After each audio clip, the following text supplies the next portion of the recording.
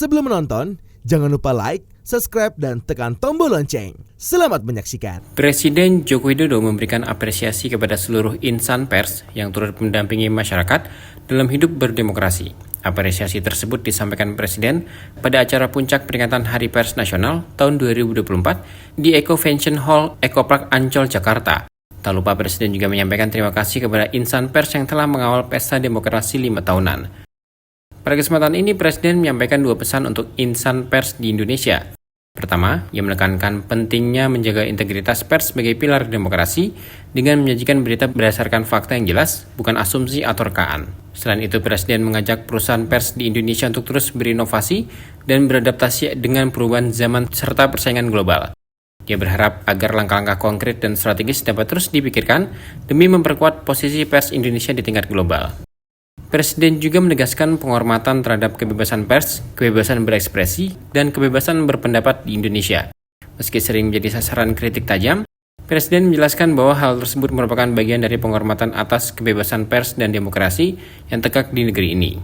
Acara ini tidak hanya menjadi ajang apresiasi, tetapi juga momentum penting untuk merenungkan dan memperkuat peran pers dalam masyarakat dan demokrasi Indonesia.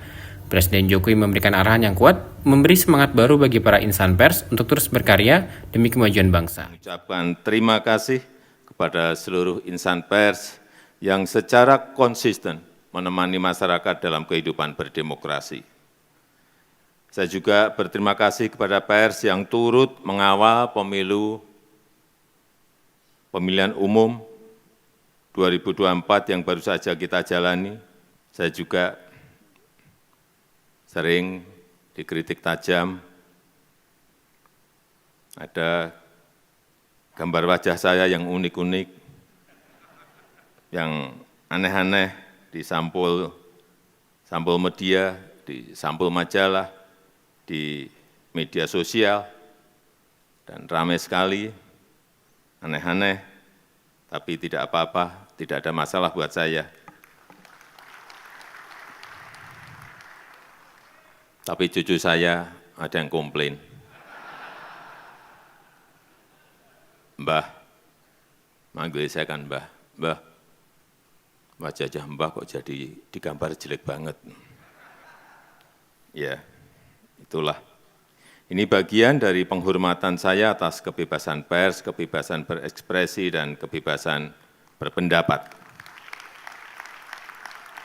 Bapak Ibu insan pers sekalian, pemerintah menyadari berbagai tantangan yang dihadapi oleh insan pers di era digital.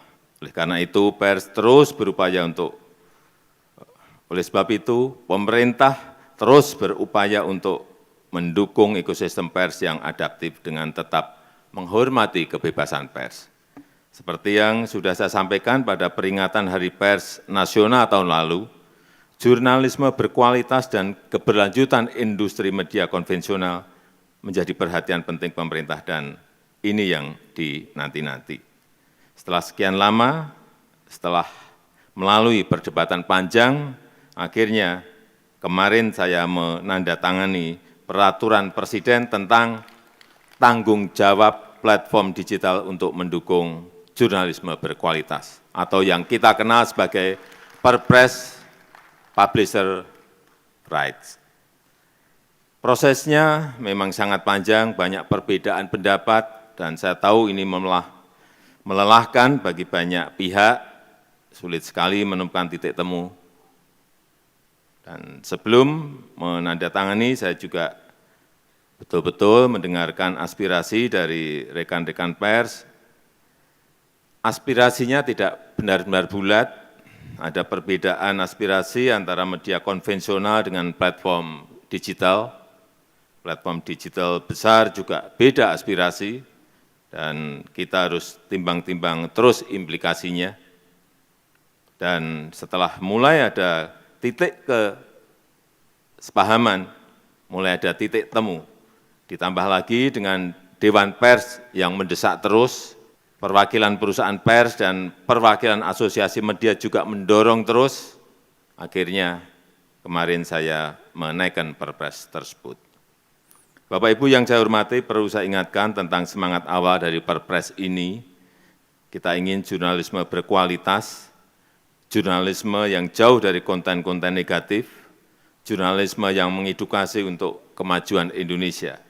Kita juga ingin memastikan keberlanjutan industri media nasional.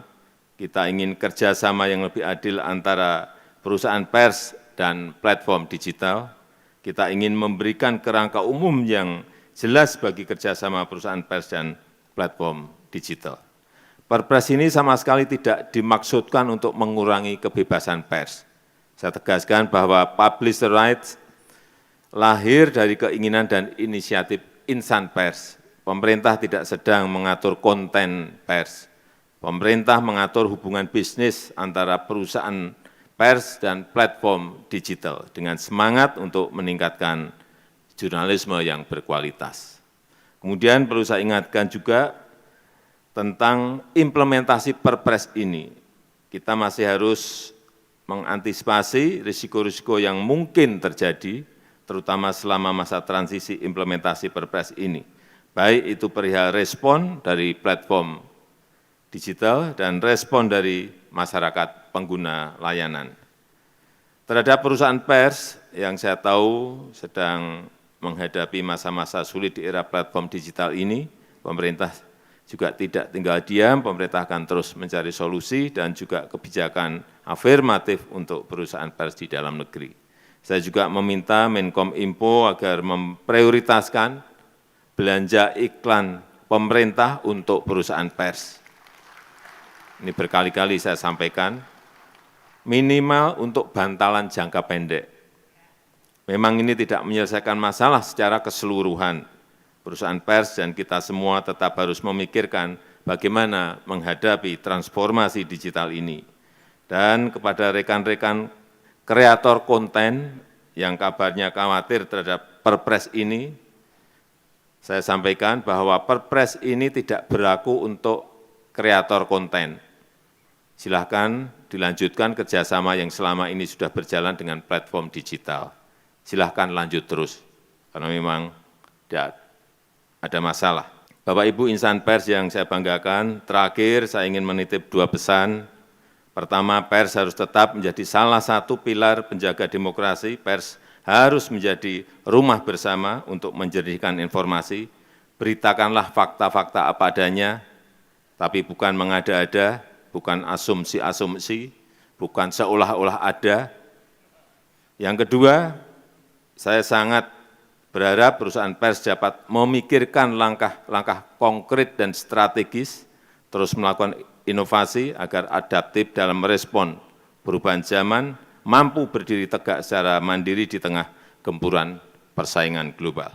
Turut hadir dalam acara tersebut sejumlah pejabat tinggi negara, antara lain Menteri Komunikasi dan Informatika Budi Aris Setiadi, Menteri Dalam Negeri Tito Karnavian, Sekretaris Kabinet Pramono Anung, Panglima TNI Jenderal Agus Subianto, Kapolri Jenderal Listio Sigit Prabowo, Wakil Menteri Komunikasi dan Informatika Nezar Patria, Pejabat Gubernur DKI Jakarta Heru Budi Hartono, Ketua Dewan Pers Nini Rahayu, dan Ketua Umum Persatuan Wartawan Indonesia Pusat Henry Cihabangun.